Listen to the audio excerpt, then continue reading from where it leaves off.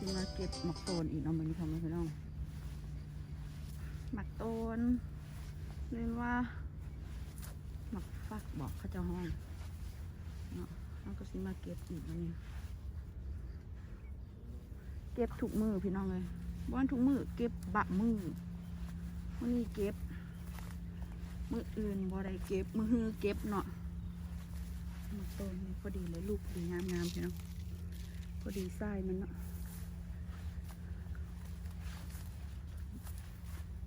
คูมันก็เริ่มตึบแล้วได้พี่น้องลายเนาะก็ประมาณ2 หอมเนาะ2 หอมนี่ก็ซีแมน4 คูเนาะพี่น้อง4 คูก็พอดีได้100ตอนนี้มันยังบ่หลายปานใดเถอะถ้าตอนมันหลายนี่ก็หอมหนึ่งก็ประมาณ2-3 ล้อนี่แหละล่อสวดเลยพี่น้องได้ดอกมันเต็มน้อยอันนี้ก็เต็ม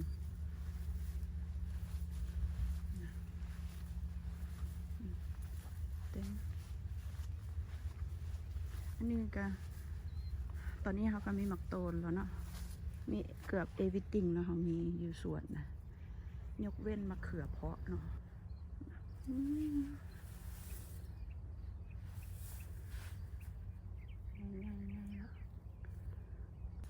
ของมันก็ควรสิหลายแล้วเพราะมันห้อนเนาะคือมันก็หลายพอสมควรพี่น้องก็พอได้เก็บถุงมือเนาะเนี่ยเบิ่งมาอื้ออ้อยมาอื้อนี่ก็ได้พอดังนะเป็นลองนี่ก็คือยังกินเนาะมาอื้อนี่พี่น้องลองหนึ่งมันรู้เธอมันหวานเพราะว่าเห็ดเลยค่ะเจ้า เห็นเขาเห็ดเขาเห็นคนจีนเขาเห็ด YouTube เนาะก็เลยซื้อมาออเดอร์มาปลูกเบิ่งแล้วมันก็หลายอีหลีเลยพี่น้องมันออกมาตามยอดตามอีกต้นเนาะเมื่อนี้เราสิบริเก็บหมักน้ำเด้อพี่น้องเพราะว่าเขาเก็บแล้วเมื่อวานนี่เราสิเก็บหมักต้นนี่แหละ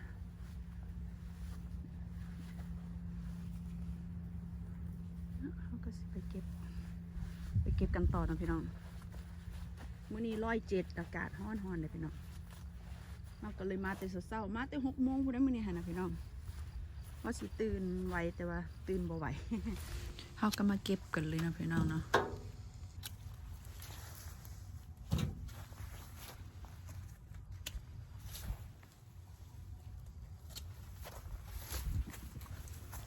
น้อยใหญ่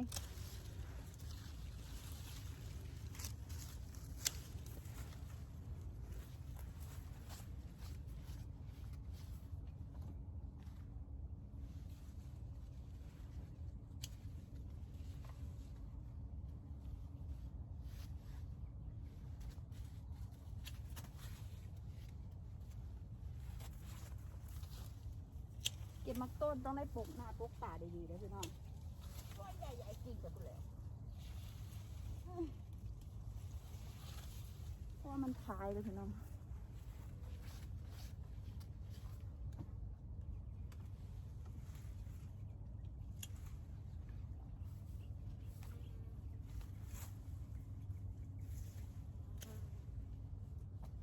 เขาสิเอาไปให้สุดคู่น้องเขาจะมุ่งอยากกลับมาอีก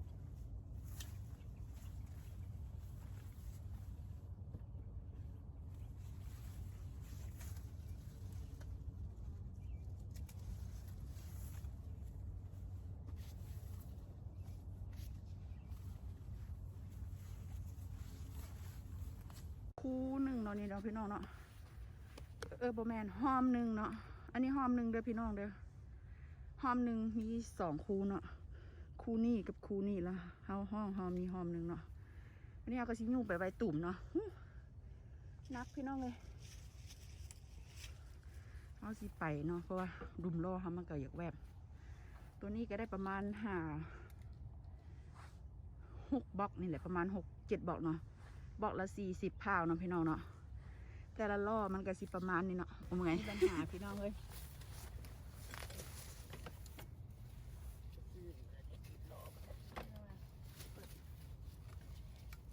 ยกขึ้นเอาเนี่ยเอา เอาต้นมายองด้วยยองก็ได้ดอก ยองก็แบบให้อย่าง บ่ได้บ่อยู่ ใส่เครื่องนะมันบ่อยู่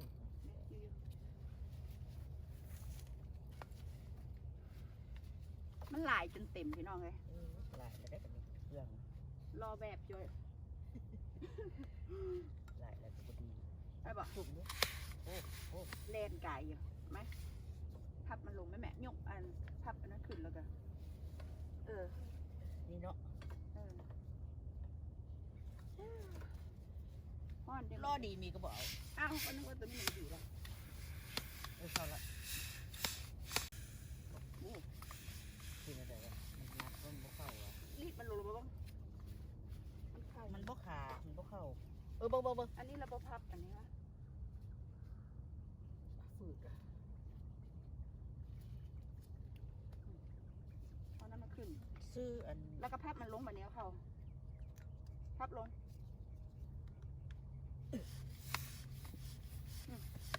ต่อนะ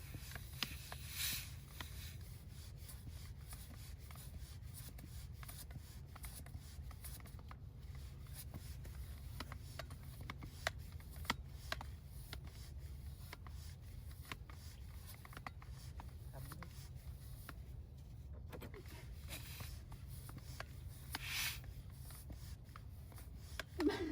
มันแตกดีดหน้าใช่ปะ ห่วยบ่เข้าอ่ะ เข้าอยู่ เข้าพอว่าได้ยู่เมื่อฮอดเที่ยงนี่นะ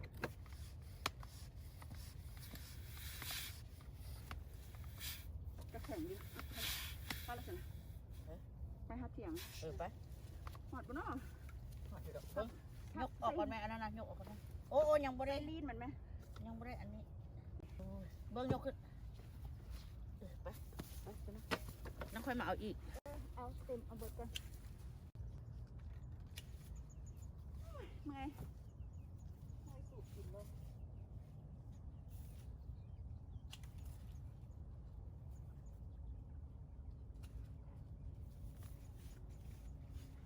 ว่าเมื่อยพี่น้อง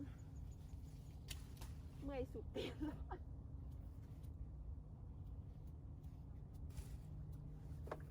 ไปเดี๋ยวบ่เนี่ยได้นิดนึงพี่น้องเลยก็ค่อยๆไปเนาะมันสีล้มสีออกไปดีละก็ตัดลงไปอันนี้ผักพันยาวเนาะ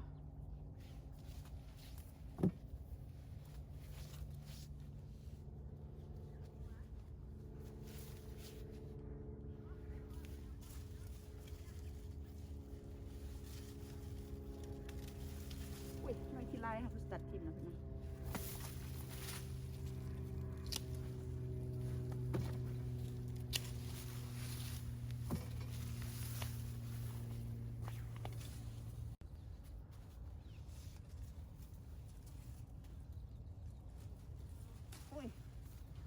นี่แหละชีวิตชาวสวนพี่น้องเลย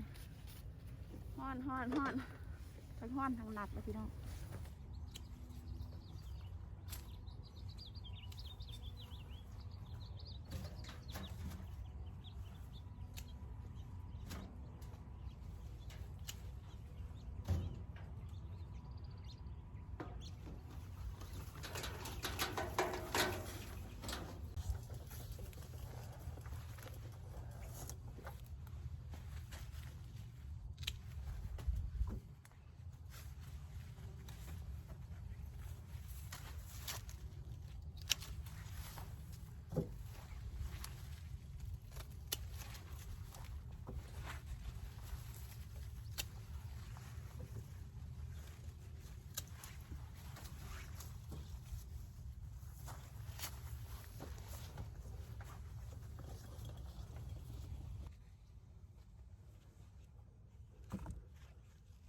เฮาก็ลงมาเก็บรอบที่2แล้วเนาะพี่น้องเนาะ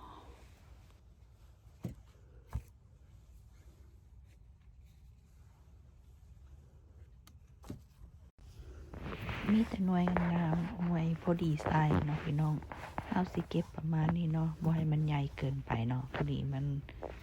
งามพอดีมันใส่บล็อกง่ายเนาะทำนี่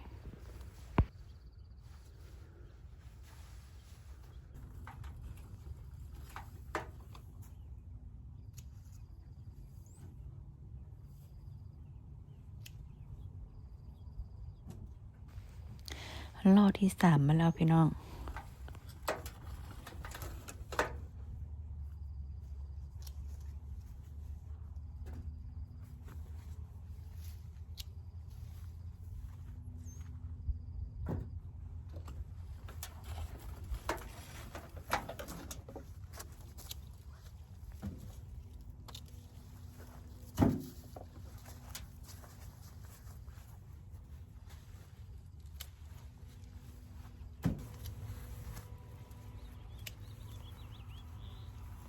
มื้อนี้เมามักโตนผู้เดียวเนาะพี่น้องบ่มีคนซอยมื้อนี้นะ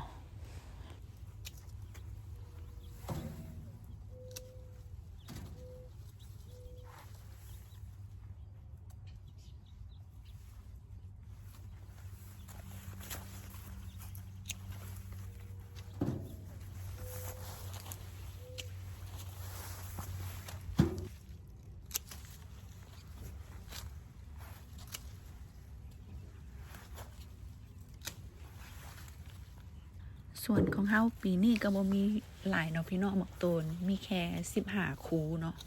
เฮาบ่ปลูกหลายเพราะว่ามันหนักเนาะมักโตนเฮาเก็บหลายเบิดมือเนาะถ้ามันเป็นหลายเฮาสิได้เก็บเบิดมือเฮาก็มันหนักเนาะ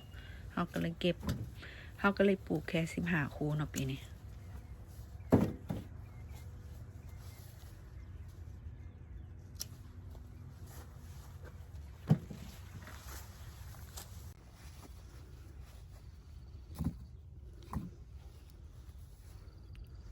เอาสิสุดคูแล้วนะ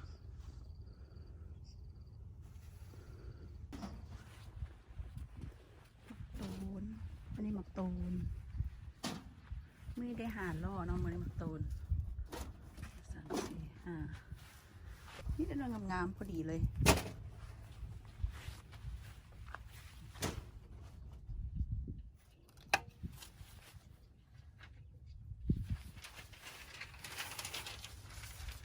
ต้นได้หาล่อมาปวบก็ได้4ล่อเนาะคือน้องเนาะจะได้เขามาใส่บล็อกเนาะเพราะว่าหักบ่มีล่อนะเขาสิใส่บล็อกแล้วเขาก็สิลงไปเก็บหมากเขื่อจีนต่อเนาะตอนนี้มาแพ็คกันนะ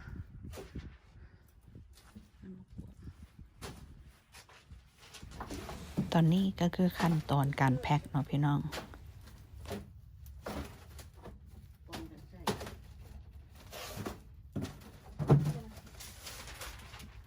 มันก็งามของมันคืองามนั่นแหละทุกท่าน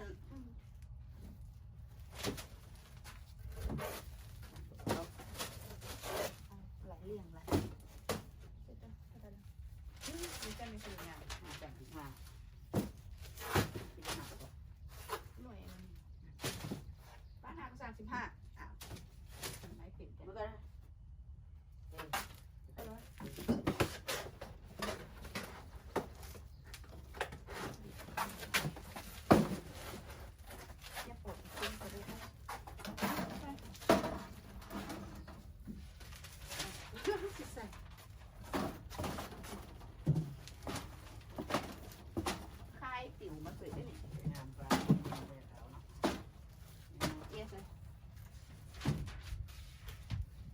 เอาเก็บมะเขือแล้วก็เลยปะเดี๋ยวพอดีงามรูปอะไรเห็นอย่างนี้เครื่องมันบ่ไหลได้อันนี้ต้นเต้นอยู่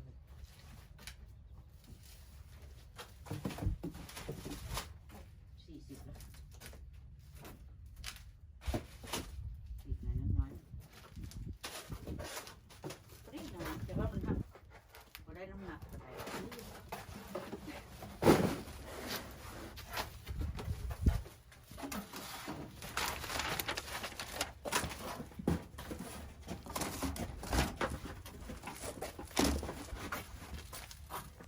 นี่คือพิธีการแพ็คเนาะพี่น้องเนาะเฮาสิเอาเจี้ยห้องพื้นมันแล้วก็สิเลี้ยนเป็นแถวเนาะแล้วเฮาก็สิเอาเจี้ยมาปกแต่ละสั้นเนาะจนฮอดประมาณ3สั้นเฮาก็ได้แล้วเนาะ43พาวเนาะพี่น้องเนาะบล็อกหนึ่งประมาณ40พาวรวมกับบล็อกก็เป็น43พาวเนาะมักโตนกับมักน้ำนี่เฮาสิประมาณ40พาวเนาะ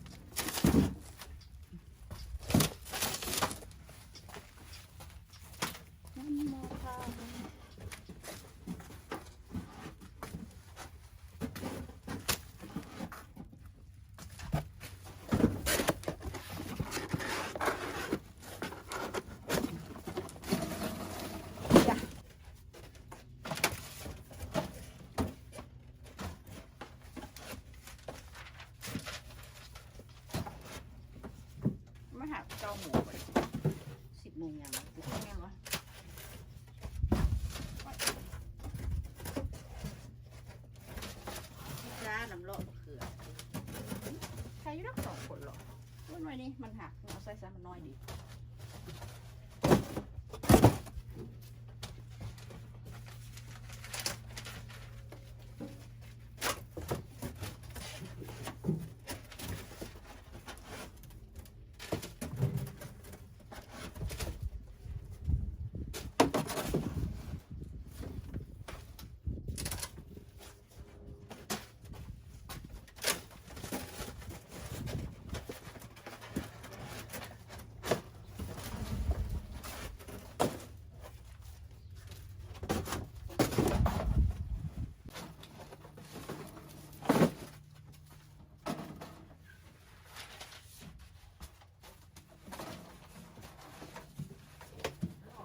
จะใส่คือมื่นใช่ปะเชื่ออย่างมันติดเอามันเอาอันนั้นน่ะติดเอาอันดับเบิลไซด์ติดอันนั้นมีสองปากนะติดทำติดเลยสิ